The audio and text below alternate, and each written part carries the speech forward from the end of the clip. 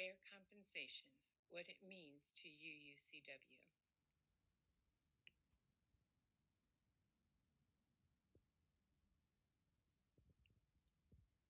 In February 2020, the UUA shifted from compensation guidelines to compensation standards, while the UUA continues to provide recommendations for salaries and benefits.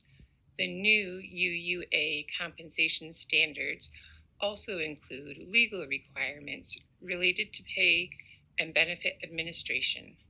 Complying with laws related to compensation is foundational to right relationships between employer and employee.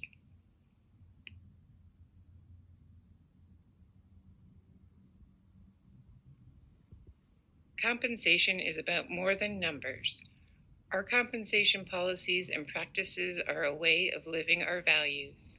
We use checklists to help ground our compensation decisions in equity and transparency. In ongoing processes, we ensure all staff are paid at least the living wage for our locality. We strive to ensure that at a minimum, across the board staff raises keep up with the cost of living increase. We have a unified process for determining salary increases for all employees and are clear and transparent with staff about that process. We have a process for reviewing salaries to avoid potential bias, such as gender or race, and are aware of state laws relating to pay equity.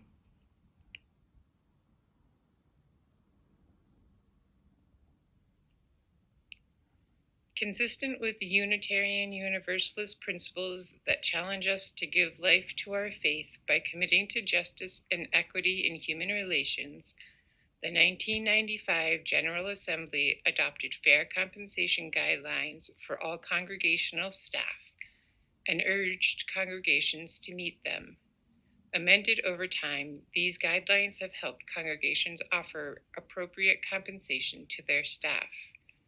UUA benefit recommendations include insurance for health, long-term disability, group term life, accidental death and dismemberment insurance, and dental insurance, as well as retirement contribution, vacation time, professional development and continuing education time, and professional expenses.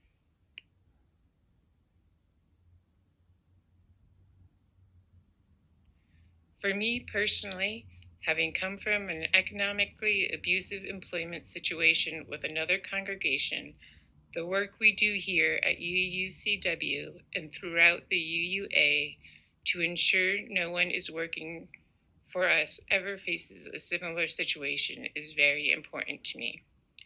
All too often, religious communities feel that employees are called and that they would do the work for next to nothing in order to fulfill that calling, or that a vow of poverty would improve the message of the called. You say, let's be real about this and put in the hard work of raising funds and dispense them in the most diligent, useful, and equitable manner. That's one reason I'm a pledging member of UUCW. After all, one should never doubt that a small group of thoughtful, committed citizens can change the world. Indeed, it's the only thing that ever has.